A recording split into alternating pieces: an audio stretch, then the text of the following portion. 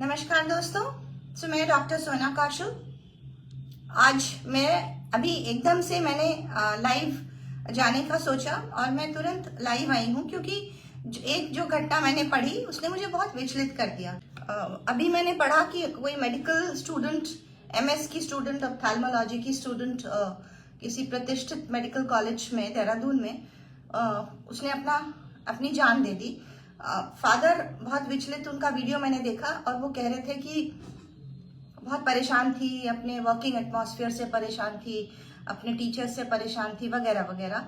और ये भी मुझे पता चला वीडियो देख के कि घर में वो अकेली नहीं थी। उन्होंने कहा उसकी माँ भी उसके साथ रहती थी और उसने अपनी जान दे दी। कार में उनको वो लड़की मिली, उनकी बेटी। बहुत ही दुख देने वाली घटना है। और माँ बाप का हाल सोचिए, जिन्होंने बच्चे को इतना पढ़ाया लिखाया बड़ा किया और फिर ये दिन देखने को मिला। जबकि वो कह रहे थे कि कंटिन्यूअसली उनके संपर्क में थी और वो ये भी कहती थी कि मेरे को बहुत डिपार्टमेंट में परेशान किया जा रहा है और ये परेशानी है और वो परेशानी है, आदि आदि।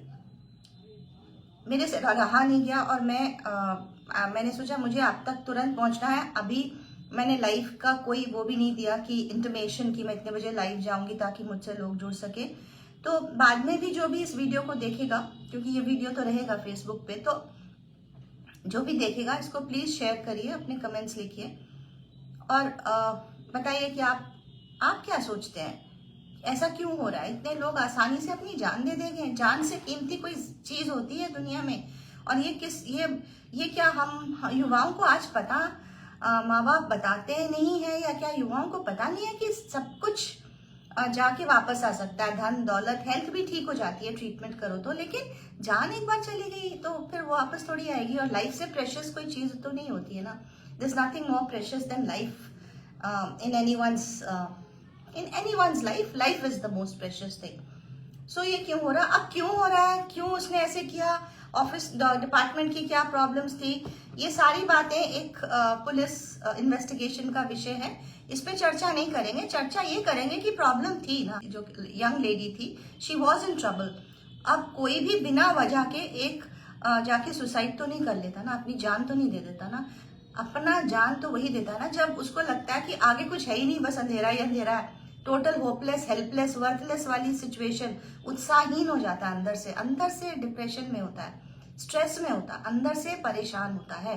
तो वो एक दिन में या एक घंटे में तो नहीं होता ना, कितने समय से उसकी परेशानी बच्चे की वो चल रही होगी, कितने महीनों से वो इस चीज से जूझ रही होगी। जो भी रीजन थे जो उसके फादर बता रहे हैं, वो एकदम से तो नहीं आए, कई दिनों से थे, और उससे वो जूझ रही थी और परेशान थी, मेंटल हेल्थ, इमोशनली अनवेल थी, मेंटल हेल्थ की प्रॉब्लम्स थी उसको, स्ट्रेस में थी, एंजाइटी में थी, डिप्रेशन में थी। माँ बाप को भी दिख रहा था और वो मदद भी कर रहे थे जितना हो सकता है। मेरा इस विषय पे ये कहने का मतलब है कि युवाओं को ये स्ट्रांग बनाना कि जो भी परेशानी आए आप उसको फाइट करो। इसको कहते हैं कोपिंग स्किल्स बढ़ाना, उनकी जूझने की शक्ति, समस्याओं को जूझने की, समस्याओं को फेस करने की शक्ति, उनको उस समस्या से उभर के आगे बढ़ने की शक्ति। ये चीजें होनी चाहिए बच्चों में। और होंगी कहाँ से? क्योंकि घर में हमें ये सब सिखाया नहीं जाता। इन द मेडिकल स्कूल और in the colleges also no one talks of it. तो आप देखो कितने सुसाइड रेट्स बढ़ रहे हैं आजकल, क्योंकि हमारे अंदर वो शक्ति नहीं है कि हम जितनी बड़ी समस्या हो, हर समस्या का हल है, ये हमें कोई बताता नहीं है। और हमें ये पता ही नहीं, बताएगा क्या, हमें नहीं पता और किसी को भी नहीं पता। तो घर में घर वालों को भी नहीं पता कि डिप्रेशन, एंजाइटी, स्ट्रेस से कैसे निकलना है और ये प्रॉब्लम्स आती हैं, प्रॉब्लम्स का सोल्यूशन होता है और कैसे ढूंढना है, और स्कूल कॉलेजेस में कोई बताता नहीं है। इसलिए ये क्राइसिस बढ़ रही है। हम उत्साहहीन, उमंगहीन हो जाते हैं, हम लो सेल्फ एस्टीम में चले जाते हैं, हमारी रेजिलियंस कम हो जाती है, हमारी सेल्फ रिस्पेक्ट खत्म हो जाती है, सेल्फ एस्टीम, सब कुछ गिर जाता है। डिप्रेशन मीन्स डूब जाते हैं। जैसे पत्थर को पानी में फेंको वो डूब जाएगा, दैट इज डिप्रेशन। हमारा अंदर से हम डूबे हुए हैं, टूटे हुए हैं, उदास है, हमें नहीं समझ आ रहा कि कोई सोल्यूशन क्या। हमें लग रहा है बस एक हम काले गहरे टनल में है, सुरंग में है, आगे हमें उजाला दिख ही नहीं रहा।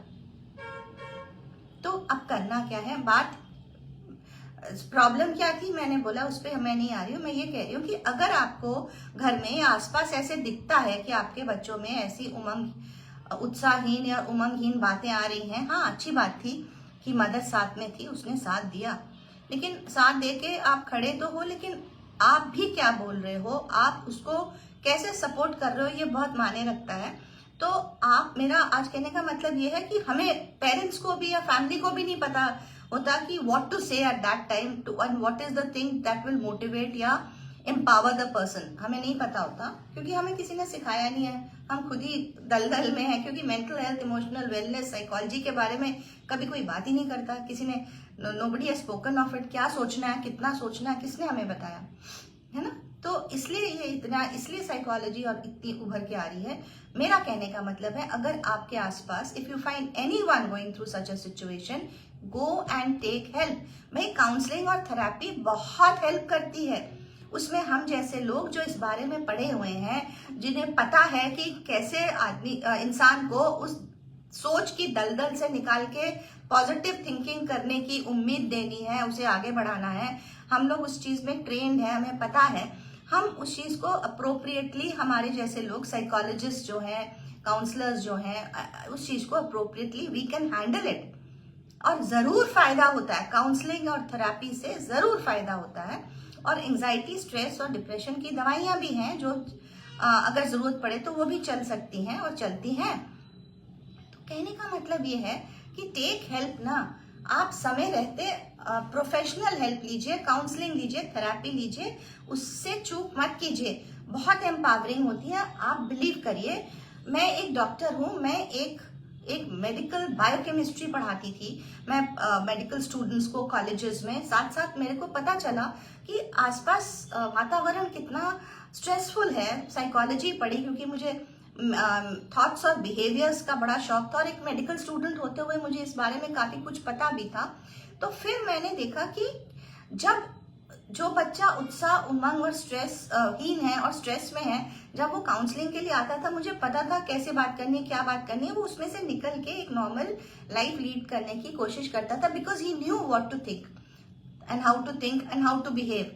सो हम लोग किसी को रास्ता नहीं दिखाते, ये करो ये मत करो, सोल्यूशंस नहीं देते हैं।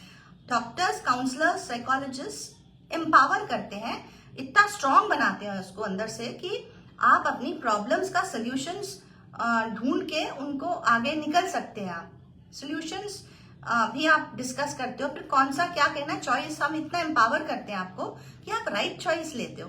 तो हर केस में अगर बच्चा उदास है कई महीनों तक, उत्साह उमंग नहीं है, मरने मराने का खतरा लगता है क्योंकि फादर कह रहा था मैं डरता था कुछ कर तो न ले, तो please please please take professional help, counselling लीजिए, सपोर्ट लीजिए, थेरेपी से बहुत फर्क पड़ता है।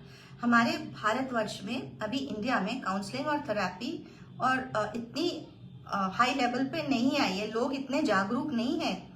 मेट्रो सिटीज में तो तब भी है, काफी है, लेकिन अभी जो मेट्रो सिटीज नहीं है, जो टियर 2 सिटीज है, वहां नहीं है इतना। वो कहते हैं काउंसलिंग से क्या होगा, बहुत फर्क पड़ेगा, आपकी सोच बदलेगी, और जब आपकी सोच बदलती है तो आप बदल जाते हो, आप एम्पावर होते हो, आप स्ट्रांग होते हो, आप रीइंफोर्स होते हो, आप पॉजिटिव होते हो, आप स्ट्रांग होते हो। प्रॉब्लम आपको छोटी लगती है, आप you become stronger because you have that therapy, you have that counselling, you have that knowledge and awareness.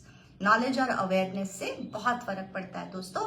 तो प्लीज काउंसलिंग लीजिए, थेरेपी लीजिए, हर समस्या का समाधान क्या है, कैसे ढूंढना है, ये आपको काउंसलिंग और थेरेपी से बहुत ज्यादा लाभ मिलेगा और ये घटनाएं कम होंगी।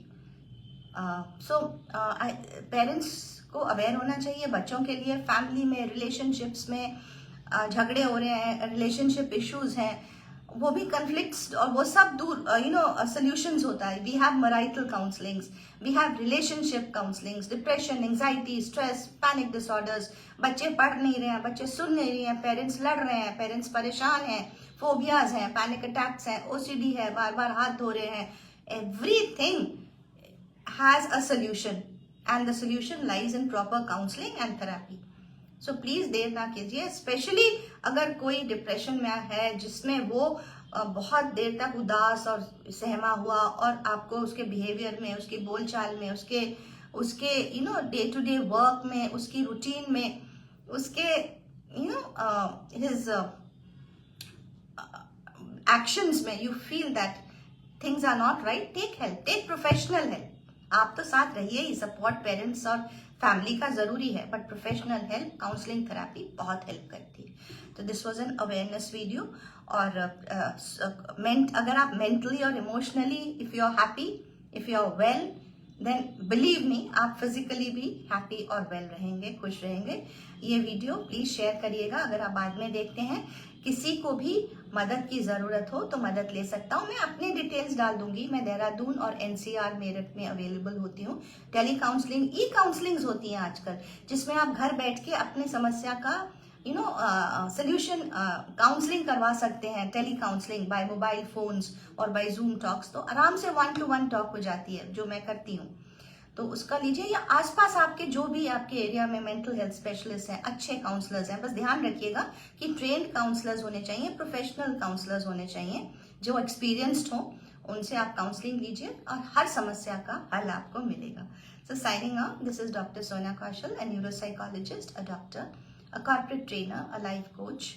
मैं एक हैप्पीनेस कोच की तरह अपने आप को अब पोर्ट्रे करती हूँ, क्योंकि मैं बिलीव करती हूँ और मैं ये सिखाती हूँ how to be happy. Happy मतलब पीसफुल और काम, कि अगर आप शांत हैं और हैप्पी हैं और अंदर से आपका मन शांत है, तो आप किसी भी समस्या का हल ढूंढ लेंगे। तो चाहे वो एंजाइटी हो, डिप्रेशन हो, स्ट्रेस हो, पैनिक हो, ओसीडी हो, सबका समाधान आपको मिलेगा if you are happy. So as a happiness coach and as a neuropsychologist, I sign off. Dr. Sona Kaushal. I'll put my details in the comment below. You can reach out to me anytime you need any help. Thank you.